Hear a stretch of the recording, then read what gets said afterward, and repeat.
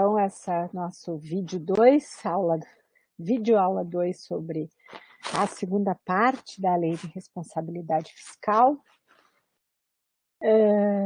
Nós vamos tratar, né, como vimos, o histórico, o contexto, os objetivos e o que a lei estabelece na videoaula 1. Agora, na videoaula 2, nós vamos ver 3 aspectos, né, de interpretação da LRF, né? Tratar do tema da limitação de empenho, né?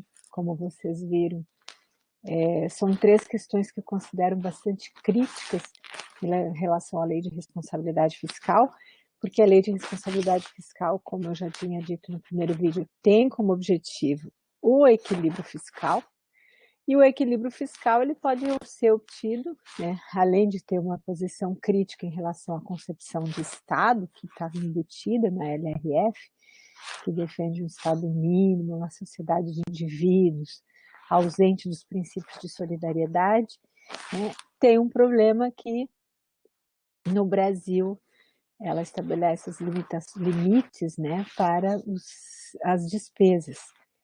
E os poucos itens que ela trata da receita, como o item 11, aliás, o artigo 11 e o artigo 14, não são cumpridos, né? E o artigo 9 vai tratar da limitação de empenho, que a gente já vai ver logo. E empenho, lembrando, né, das aulas do professor Diogo, empenho é a primeira etapa da despesa pública, né? Então, primeiro empenho, depois liquidação e pagamento. O que é empenho? É quando emite a primeira nota, é uma nota de empenho, não significa que tem obrigatoriedade de pagamento, o pagamento vai ser efetuado mediante entrega da mercadoria ou do serviço contratado, licitado, e é um registro contábil, ok? Então, vamos tratar desses 3 artigos, artigos 9, 11 e 14, né, mas com um olhar crítico, né, para que a cidadania possa exercer controle social e cobrar das instituições responsáveis pela fiscalização, e inclusive nós somos agentes fiscalizadores, mas sobretudo aqueles que têm o papel institucional de cobrar, inclusive de aprovar as contas públicas. E também vamos ver um pouquinho os resultados da Lei de Responsabilidade Fiscal nos municípios do Rio Grande do Sul, que é a minha tese de doutorado que eu defendi lá em 2008. Algumas informações apenas.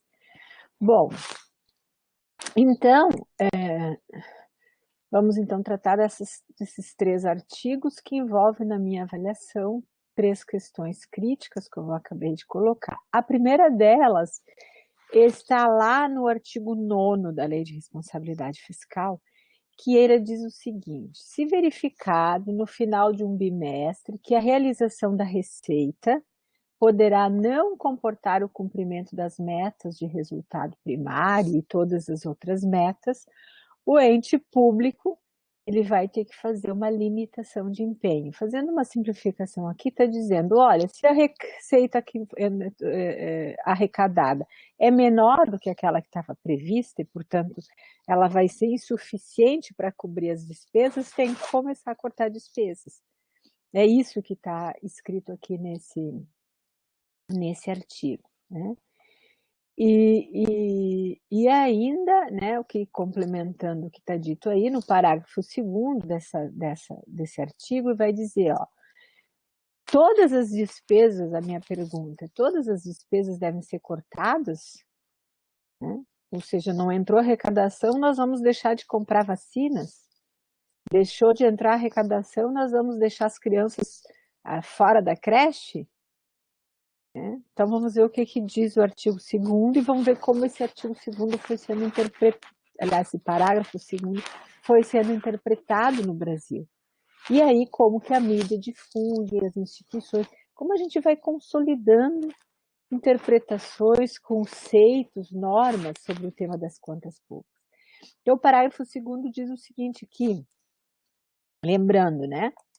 O artigo 9º diz o seguinte: se não entrar arrecadação, receita suficiente conforme previsto, tem que cortar despesas, tem que começar a limitar despesas. E o parágrafo 2º desse artigo vai dizer que não serão objeto de limitação as despesas que constituem obrigações constitucionais e legais, ou seja, né, a interpretação de juristas, inclusive a minha interpretação de vários outros economistas, de que despesas constitucionais com saúde, educação, sobretudo aquelas previstas lá no artigo 6º da Constituição de 88 dos nossos direitos fundamentais, elas não devem se subordinar a esse artigo 9º.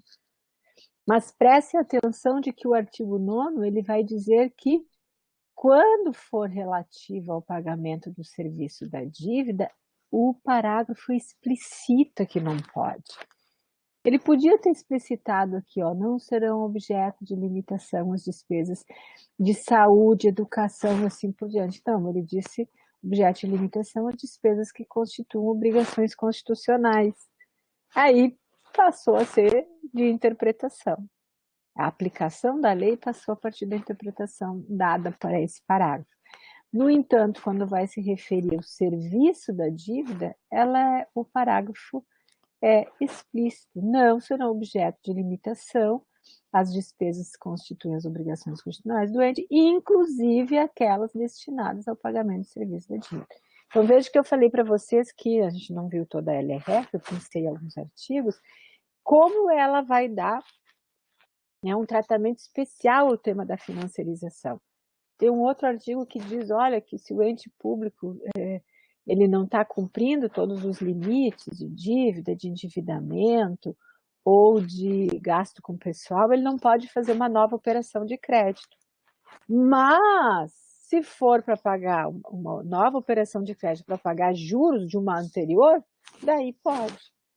Então, sempre que envolve a financiarização da economia, a priorização, veja aqui, saúde e educação não são explicitados, são secundarizados, mas serviços da dívida, que nós estamos falando, juros, né, principalmente juros, teria serviços de cambiais, enfim, outros, mas aqui praticamente é juros.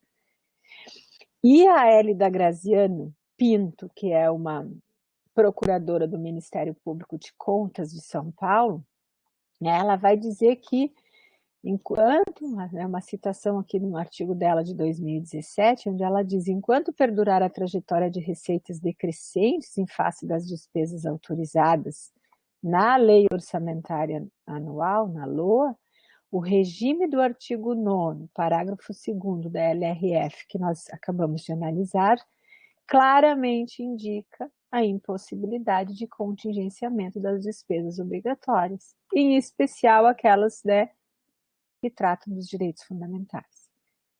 Okay? Então, vejo que como a lei foi interpretada pelos órgãos de controle, aqueles que têm a atribuição constitucional. Aqui cabe à cidadania se manifestar e dizer, não, direitos fundamentais vão ficar fora da limitação.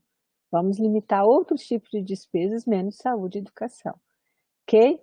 Então, essa autora aqui é uma autora bastante importante, tem publicado muito, estuda muito sobre o tema, eu sugiro que vocês procurem outros artigos também que ela escreveu.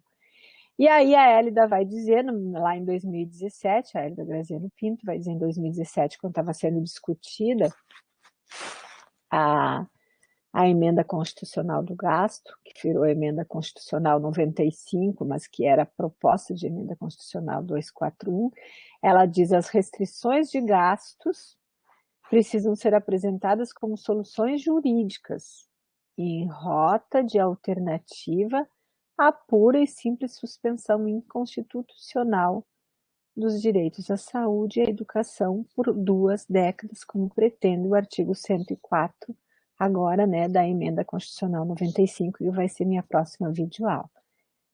Ok? Então, vejo que como é importante a cidadania estar por dentro das normas, das regras. Claro que ela vai demandar os gastos lá, mas a revisão, a jurisprudência, a interpretação da norma, como é que se permite que num país vai cortar gastos em saúde e educação, mas não se permite que não se corte gastos com juros. Veja a pandemia do Covid-19, o mundo real chegou. E o que nós observamos foi que o que está no papel para salvar vidas não foi suficiente, né? Então, né? E também a crise mostrou que não é o déficit que gera a crise, é a crise que gera déficit, né? A mídia tenta, a mídia tradicional, muitos economistas, né, vão sempre difundir, infelizmente, outras áreas estão falando de economia, vão sempre difundir de que é o déficit que gera a crise. Não, é a crise que provoca a queda na arrecadação, e essa queda na arrecadação gera déficit público. Déficit é fluxo, né? Déficit é como se fosse a gente tá sempre no vermelho. E estoque é o montante de dívidas. Okay? Então, esse é o artigo 9º da Lei de Responsabilidade Fiscal, o parágrafo 2º, que diz que sim, tem que, se não houver, o objetivo é, como o objetivo é o equilíbrio fiscal, o que está previsto ali? Que tem que acompanhar a arrecadação, né, para ir realizando os gastos. E quando se verifica que essa arrecadação não se comportou conforme o previsto, tem que fazer corte de gastos. Mas todos os cortes, segundo a Hélida Graziani, ela diz, olha, os relativos aos direitos fundamentais com saúde e educação, não. Né? A lei explicita que não deve cortar gastos com juros. Né? Mas qual foi a interpretação no Brasil, dos órgãos de controle, que podia cortar gastos com os direitos fundamentais, com saúde e educação? Veja que ali faltou a participação da cidadania para se manifestar sobre esse tema. O outro capítulo outro artigo que eu queria tratar com vocês é o artigo 11 da Lei de Responsabilidade Fiscal, que é o que trata de receita. E nós temos muitos servidores públicos, auditores fiscais, advogados, estudantes, né, enfim, cidadãos, né, que são capazes de exercer a cidadania. Por isso que estou tratando desses artigos críticos. O que diz o artigo 11 da Lei de Responsabilidade Fiscal? Constituem requisitos essenciais da responsabilidade na gestão fiscal a instituição, a previsão e a efetiva arrecadação de todos os tributos de competência constitucional de cada ente da federação. Vocês viram lá atrás na aula do Dão, né, na aula 1, depois o Graziano também tocou de novo, quais são as competências tributárias. Né? A União, o Brasil tem um pacto federativo com a União, Estados e Municípios, onde cada um deles tem competência sobre determinados tributos. O que significa competência? Para instituir, prever e arrecadar os tributos de sua competência. Então, a União tem competência, por exemplo, sobre o imposto de renda, os estados sobre o ICMS e os municípios sobre o IPTU. Né? É mais do que isso, mas apenas para citar um exemplo de cada uma das esferas. Então, o que está sendo dito aqui? Que os entes públicos eles precisam cobrar os tributos de sua competência. E por que foi colocado isso? Porque havia lá nos anos 2000 ainda muitos municípios que não cobravam IPTU. Por quê? Porque o prefeito era o proprietário ou amigo dos proprietários de 90% dos imóveis da cidade.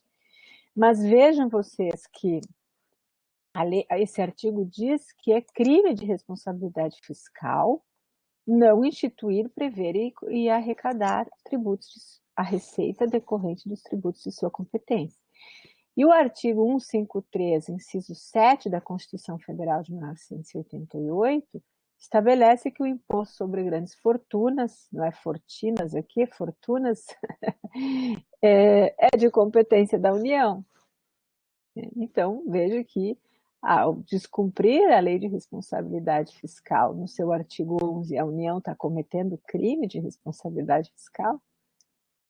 Veja que lá em 2016, quando o governo antecipou o PRONAF, Programa Nacional de Agricultura Familiar, que era um pagamento que deveria ter saído do Tesouro via Banco do Brasil, o Banco do Brasil fez o pagamento, em seguida o governo ele mandou recurso ao Banco do Brasil. Mas como não foi no mesmo tempo real, foi consolidado como se fosse, foi caracterizado como se fosse uma operação de crédito. E a Lei de Responsabilidade Fiscal diz que o Banco do Brasil não pode financiar o governo federal, que o Banrisul não pode financiar o governo estadual, por exemplo, ou seja, cada ente não pode se financiar com seus bancos. E lá se configurou-se crime de responsabilidade fiscal e teve um processo de impeachment. E aqui, no artigo 11, desculpa, não há, até hoje não foi implementado o artigo 11. Até hoje não foi implementado a instituição do imposto sobre grandes fortunas, que é de competência da União.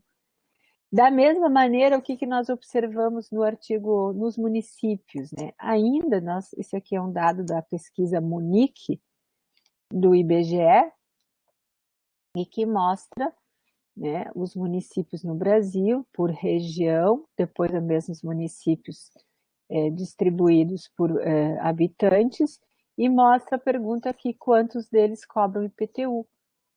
Nós temos hoje 94,8% dos municípios cobram IPTU, ou seja, 5,2% não cobra, dá alguma coisa aí próxima a 290, aproximadamente 300 municípios no Brasil não cobram IPTU, segundo esses dados de 2015, ou seja, de novo, também na esfera municipal tem um descumprimento do artigo 11 da Lei de Responsabilidade Fiscal.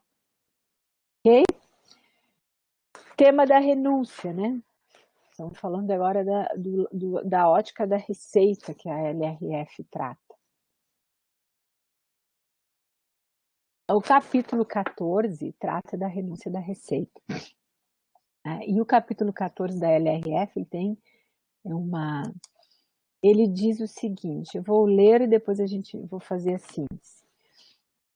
A concessão ou ampliação de incentivo ou benefício de natureza tributária, da qual decorra renúncia de receita, deverá estar acompanhado de estimativa do impacto orçamentário financeiro no exercício em que deva iniciar a sua vigência e nos 2 seguintes. Atender ao disposto na Lei de Diretrizes Orçamentárias, na LDO, a pelo menos a uma das seguintes condições. Pode fazer renúncia de receita, desde que atenda todas aquelas regras lá da Constituição de 88, tem que ter aprovação em lei, tem que ter uma lei específica, né, do seu renúncia federal, renúncia dos tributos dos estados, das assembleias legislativas devem aprovar a lei, e renúncias no âmbito municipal, a respectiva lei deve ser aprovada na Câmara de Vereadores.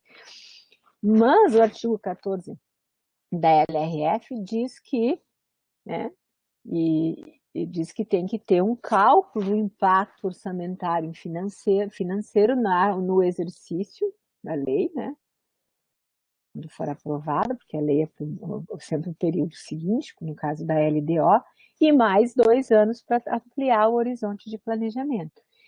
Feito esse levantamento, autorizada a lei, feito esse levantamento da estimativa do impacto orçamentário e financeiro, que vai ter a renúncia de receita, ou seja, o ente público está abrindo mão de receita. Por que um ente público abre mão de receita se não tem recursos suficientes para a saúde, para a educação, para enfrentamento da Covid, por exemplo, para a gente falar agora?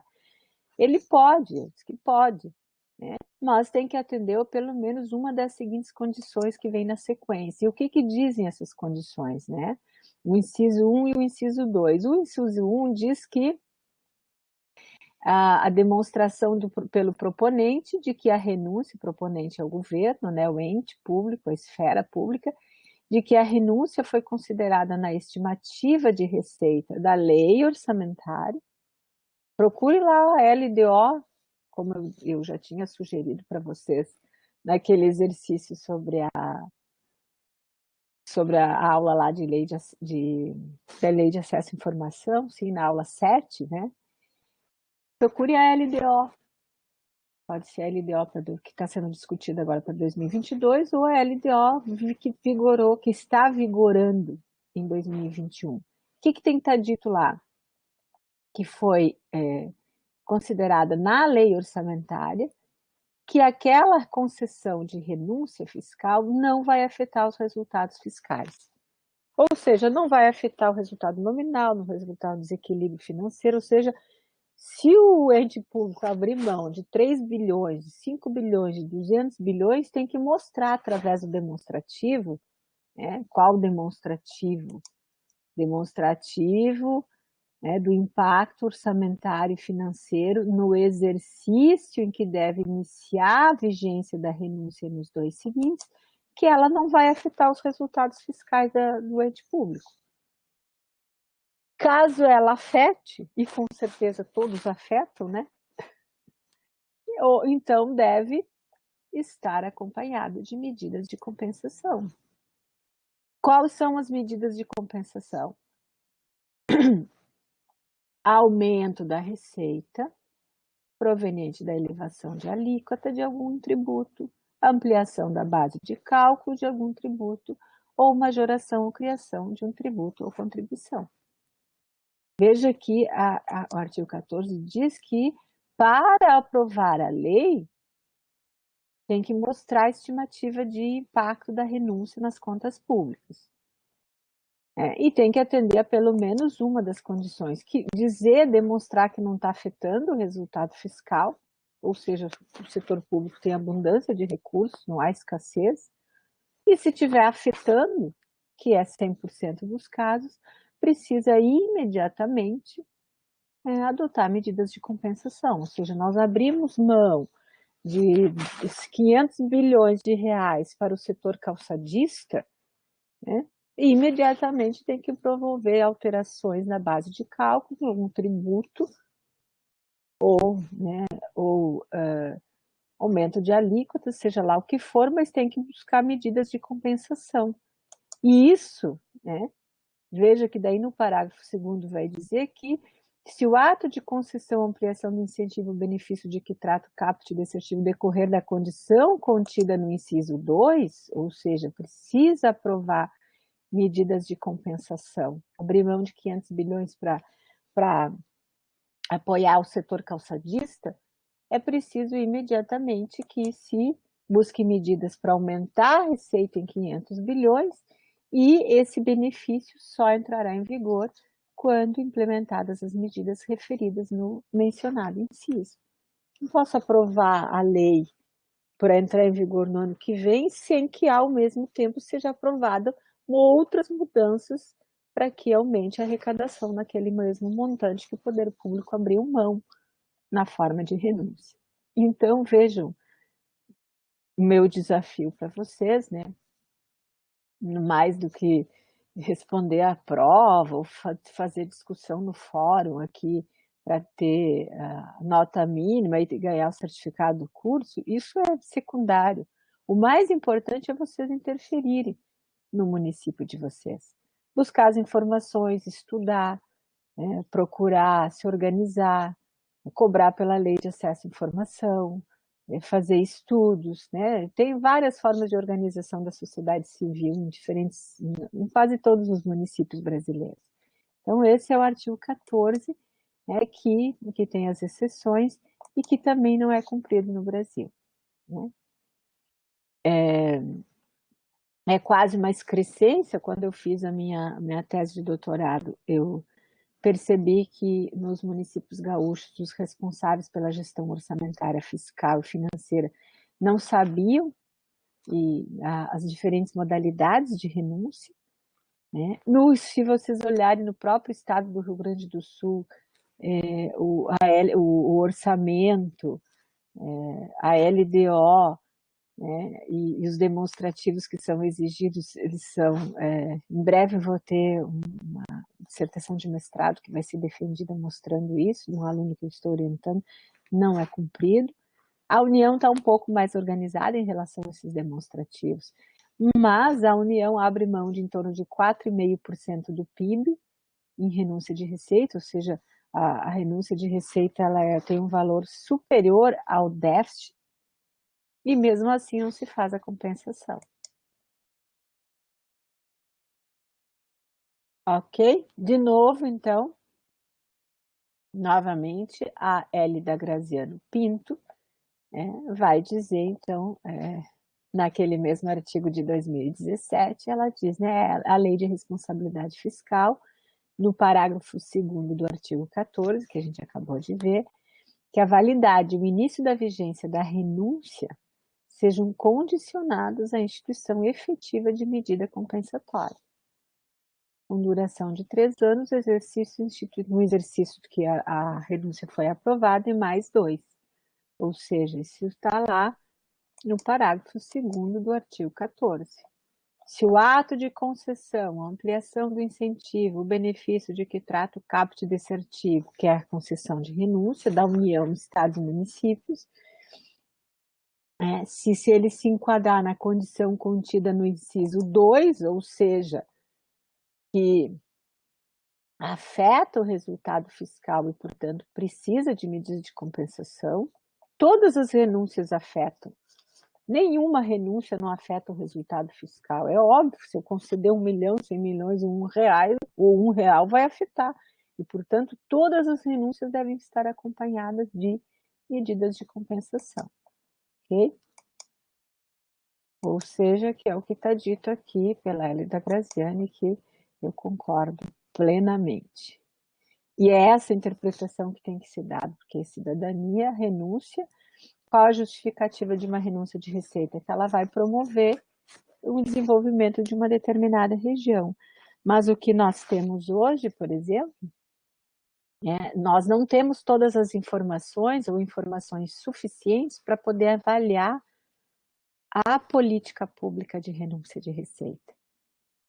Todo gasto público tem que ser monitorado, avaliado e aprimorado ou extinta aquela política pública. Muitos defensores, eles são defensores do gasto, qualidade do gasto público, mas não digamos assim, não se manifestam em relação ao tema da renúncia de receita. Quem é que está recebendo? Nós temos estudos no Rio Grande do Sul, por exemplo, que nós temos, as regiões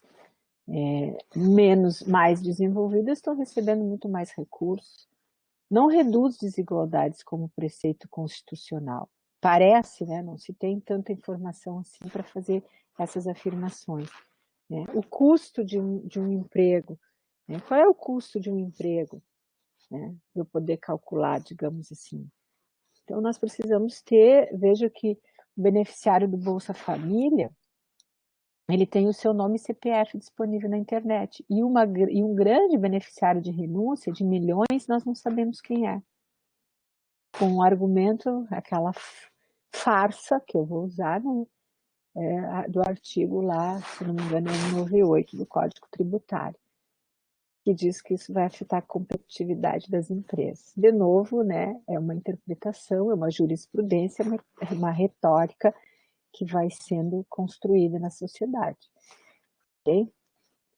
Política pública, cada R$1 tem que ser avaliado, monitorado e corrigido ou extinto. Mas para isso, para eu avaliar a política pública, eu tenho que ter a informação. A universidade não faz pesquisa sem informação, ninguém faz pesquisa sem informação completa. Então, esse é o tema do artigo 14 também, que eu sugeri para vocês, e provavelmente eu sugeri lá na aula sobre a aula 7, lá que os professores Tânia e João pediram para fazer um breve vídeo sobre transparência e LRF.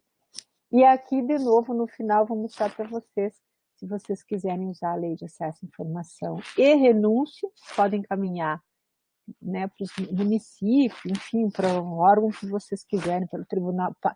Eu sugiro enviar para o Legislativo, para o Tribunal de Contas, o Legislativo que fiscaliza e legisla, para o Tribunal de Contas que tem a atribuição de fiscalizar também, e mandar também para o Executivo a mesma pergunta, e depois vocês comparam as respostas que cada um deles vai fazer. Qual que é o objetivo? O objetivo é a gente colocar o assunto na pauta e ir construindo posições, construção no sentido de que o artigo 14 seja cumprido e que se dê transparência aos beneficiários da renúncia, tanto quanto os beneficiários do Bolsa Família, por exemplo. Bom, o que aconteceu Esse vídeo já está com 30 minutos. O que aconteceu como resultado desse estudo que eu fiz lá nos municípios do Rio Grande do Sul sobre a lei de responsabilidade fiscal? Eu acho que, enfim, eu vou passar com dados muito rápidos aqui. Teve uma mudança cultural importante, que a lei deveria ser cumprida, e como vocês todos sabem, né, a LRF pegou, como todo mundo diz. Eu observei que há muito uma preocupação em quanto gastar e não em como gastar. Por exemplo, o objetivo do equilíbrio fiscal vai focado muito para o corte de gastos, sem tentar melhorar a qualidade do gasto público. E nós vimos, por exemplo, os municípios adotarem programas de modernização da receita própria, mas não tem programas para melhorar a racionalização de gastos. Houve, no geral, um atendimento dos limites de gasto com pessoal, mas houve um aumento significativo aqui, coloquei de forma mais geral, aumento das outras despesas correntes, não faz mais concurso público, aumentou a terceirização. Não há estudo, não sei se vocês conhecem, alguém conhece, sobre que a terceirização, por que terceirizar? A qualidade do serviço é melhor? O custo é menor? Enfim, eu quero um estudo técnico que mostre isso. A ausência de política de reciclagem e qualificação dos recursos humanos no setor público, ou seja, as normas, as regras, as leis estão sempre mudando, o servidor público ele precisa ser qualificado, né? E aí a gente observa uma pergunta sobre a qualidade a qualidade dos serviços prestados, uma vez que eu, por exemplo, encontrei estagiário em sala de aula, no município de Vale do Paranhana. Em relação à transparência, a LRF ampliou a transparência, até porque muitas informações foram disponibilizadas de forma mais organizada na internet, mas não houve aumento da participação. Aqueles municípios que já faziam, né, os seus orçamentos participativos, a elaboração do PPA, do Plano Plurianual, da Lei de Diretrizes Orçamentárias e do próprio orçamento em audiências públicas seguiram fazendo. Aliás, eu sugiro fortemente que vocês procurem se informar no seu município, né, porque nós estamos exatamente no período onde esses três processos, esses três documentos que fazem parte do planejamento público estão sendo elaborados. O PPA, os municípios também estão elaborando seus PPAs, é o primeiro ano dos prefeitos, né? Então eles estão elaborando seus PPAs, acho que já elaboraram, mas a LDO está sendo elaborada e em seguida vai começar a elaboração do orçamento, da lei orçamentária. Então, sim, ela possibilitou a ampliação da transparência, mas não resultou naquele estudo que eu fiz, né, 8 anos apenas de vigência da lei, não possibilitou a ampliação do controle social. Esse curso aqui, ele tem como um dos objetivos fortalecer o controle social da sociedade brasileira. A cidadania não se exerce apenas com a colocação do voto na urna, como todos vocês sabem. Vejo que aqui eu organizei os dados dos municípios sobre os gastos segundo a classificação funcional. Lembro lá da aula do professor Diogo, que ele usa, né, todas as contas públicas da União, do orçamento da União, do orçamento dos 5.570 municípios, do orçamento do Distrito Federal, do orçamento dos 26 estados. Ele subordina as mesmas normas de classificação das contas públicas. Então, é a portaria lá 42, né, que trata da classificação funcional, e eu usei essa metodologia aqui. E o que se observou? Que houve uma queda nas despesas sociais. Aqui é queda per capita. Os municípios, no seu conjunto, passaram a gastar, em termos per capita, menos recursos em infraestrutura e de capital, e também menos recursos em despesas sociais. Saúde, educação, né, a organização para o trabalho, enfim, né, consolidei todas aquelas classificações das 27 funções, né, que tem na portaria 42, eu agrupei o que era despesa na área social, o que era infraestrutura e o que era despesas administrativas. aspecto negativo, como eu disse para vocês, o objetivo da lei não é melhorar, reduzir a mortalidade infantil, colocar as crianças na escola, é ter equilíbrio fiscal, portanto, priorizou-se o corte de gastos. E tem um aspecto positivo, sim, que isso possibilitou uma redução das despesas administrativas, as chamadas despesas meio, aquelas nas áreas, né, das secretarias de planejamento, orçamento, e aí subentende-se que aumentou recursos para as áreas fins. Subentende-se, mas só que na área fim, né, a despesa per capita, ou seja, por indivíduo em áreas sociais, ela teve uma queda. Os dados, eles estão aqui, dados estatísticos, acho que não há necessidade de explorar, apenas para dizer que a tabela está aí. E para encerrar, então, queria desafiar vocês, né, juntar o conteúdo dessa aula sobre a Lei de Responsabilidade Fiscal com a aula anterior, a aula 7, sobre transparência e controle social, né, que lá vocês, na verdade, vão usar todas as informações já exploradas nas aulas 1 a 6, né, com aquele olhar crítico, né, que a professora Tânia coloca ali na sua aula 7, mas, ao mesmo tempo, vamos usar a informação da renúncia de receita para usar a lei de acesso à informação. E aí eu estou sugerindo que vocês enviem a mesma pergunta para o Poder Executivo, seja lá federal, estadual, municipal, onde que vocês, né, onde é do interesse de vocês, para o Poder Legislativo, e também para o respectivo Tribunal de Contas. No caso do São Paulo e Rio de Janeiro, são os únicos municípios que têm Tribunal de Contas municipais. Então, se nós estamos falando do município, tem que encaminhar esse município. E aí eu elaborei a pergunta, uma pergunta um pouquinho mais elaborada, assim, eu faço referência a todo o artigo 14, copio, né? Vocês podem copiar direto essa pergunta, de novo, a questão 2, né? Eu coloquei nessa pergunta um determinado período, obviamente que vocês podem fazer os ajustes que vocês considerem necessário, né? Mais um exemplo aqui, exemplo 3, e também dizer para vocês que, né, por que a LRF foi suspensa em 2020? Né? O enfrentamento da crise da Covid-19 exigiu suspensão da LRF, ou seja, mostra que para salvar um direito, né, garantir um direito inalienável que é a vida, foi necessário o Estado. Aliás, talvez esse seja um dos grandes resultados da crise sanitária. E aí a LRF, o papel aceita tudo, inclusive de colocar um limite de gastos bastante restrito, de forma que os gestores públicos vão manipulando, o termo correto é esse mesmo, manipulando os dados, vão jogando, né? Aumenta a terceirização, aumenta a fazer concurso para auditor fiscal ou para outros cargos, contrata consultorias caríssimas. Na verdade, o gasto público está crescendo, mas o gasto com o pessoal está diminuindo. Veja que os riscos que isso provoca, os riscos de se usar medidas tão restritivas.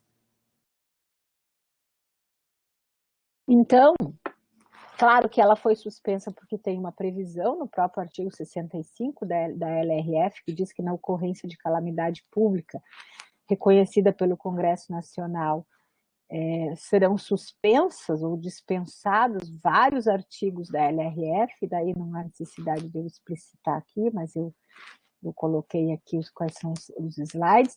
O que foi alterado no artigo 65, né, pela Lei Complementar 173, que suspende lá pelo orçamento, chamado orçamento de guerra, que foi, né, adotado no ano passado, e algumas informações dessa lei complementar 173, que é aquela, né, que vai também fazer alterações após a decretação em março de 2020, né, da ocorrência de estado de calamidade pública no Brasil em atendimento às normas, certo? E a Lei 173 de 2020, que estabelece o programa federativo, aquela partilha de 60 bilhões de reais que foi redistribuído aos estados e municípios para que eles façam enfrentamento da Covid e a mitigação de receitas próprias em função da crise. Como a LRF foi suspensa, e eu já tinha falado para vocês na primeira videoaula, os limites de dívida e endividamento, por exemplo, são definidos pelo Senado Federal, o Senado passou a emitir as resoluções suspendendo aqueles limites. Então, eu só citei um aqui para vocês acompanhar. Bom, a Lei de Responsabilidade Fiscal, esse ano ela faz 21 anos. O que mudou? Por que todos os entes públicos não estão com as contas equilibradas? Uma coisa é o mundo real, outra coisa é o objetivo da Lei de Responsabilidade Fiscal. O mundo real, quando exige mais recursos para salvar vidas, para a saúde, para a educação, para retirar, ter creche para as crianças, esse é o mundo real. O objetivo da LRF não é nada disso. O objetivo da LRF é cortar gastos e reduzir o tamanho do Estado, nem que para isso for necessário reduzir a carga tributária. Quando se difunde no Brasil, como vocês ouviram o professor Adão falar que a carga tributária é muito alta, isso é um mito.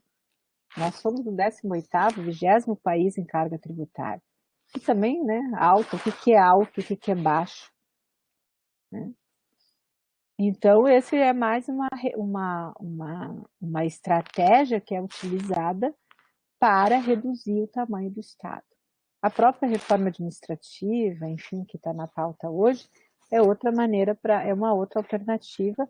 Né? Usa o argumento, a retórica de que se gasta demais, né? Mas como vocês viram, eu mostrei para vocês naquela aula sobre o comportamento do gasto público PIB no mundo, e vai se elevando, e eu já mostrei as razões, né?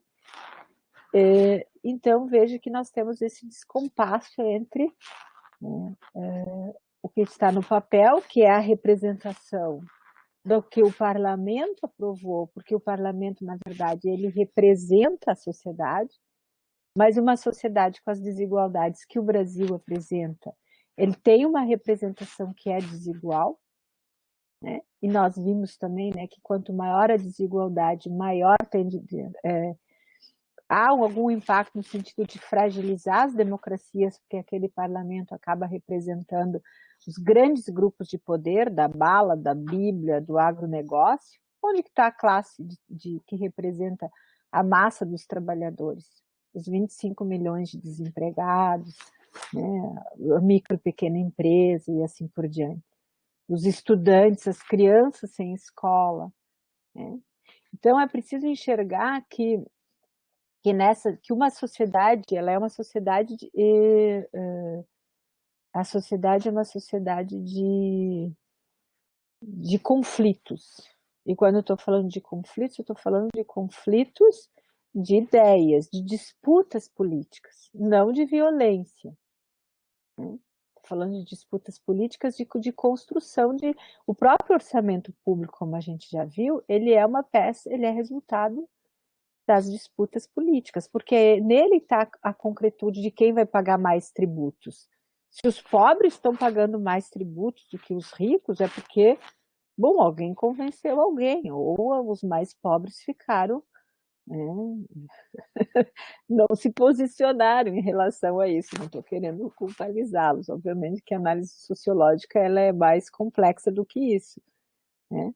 Se lá no orçamento público tem muito mais recursos para garantir, por exemplo, o pagamento de juros para os detentores da dívida pública, do que os recursos para fazer frente à saúde e educação, também é fruto dessa disputa política. Se o artigo 9 da Lei de Responsabilidade Fiscal passou a ser interpretado pelos próprios tribunais de contas de que o corte de gastos poderia ser feito em direitos fundamentais, quando a Hélida Graziani e outros juristas, né, advogados e economistas têm uma interpretação equivocada, é porque esse Tribunal de Contas também está representando um determinado grupo. Né? O orçamento público ele é o resultado dessa luta de classes. Né, dessa sociedade de conflitos e que é da natureza do Estado, de poderes, de construção de censos e contrassensos, mas a cidadania precisa participar e participar de forma qualificada. Ok? Então, de certa maneira, por que toda a LRF não vem sendo cumprida? Ou seja, por que ela é seletiva? O artigo 11, o artigo 14, que poderiam ser, ou a própria interpretação equivocada do artigo 9, é resultado dessa correlação de forças dessa sociedade. E como que a gente precisa se organizar, né, para defender. Bom, se alguém acha que deve ter estado mínimo, também que seja. Né? Eu tenho uma posição diferente. Né? Nós temos estado mínimos para os que mais precisam e um estado máximo para aqueles que menos precisam. Né? Ontem mesmo assisti uma entrevista de um autor que estava escrevendo sobre o processo de escravidão e informação. No Brasil, de certa forma, nós estamos igual ao século XV, século XVIII ainda. Ok? Então, eu deixei aqui para vocês 2 breves artigos que eu escrevi em 2018, né, quando a LRF completou 18 anos, está lá no Jornal do Comércio, nesse link aqui. E abaixo, não está aparecendo, eu deixei um outro artigo sobre LRF e Covid, né? Por que não está aparecendo aqui, mas eu deixei como leitura complementar lá no Moodle. Covid-19, por que a LRF... qual foi o debate que aconteceu ano passado para suspender a LRF? Sim, era preciso salvar vidas, mas não poderíamos descumprir a LRF. Né? Mas vejam, aí por isso foi suspensa, fez todo, né, criou-se os normativos suspendendo. Mas veja, a LRF já vem sendo descumprida. A quem interessa descumprir o artigo 11 e o artigo 14? Quem se beneficia com a falta de transparência do artigo 14? Quais são os grupos?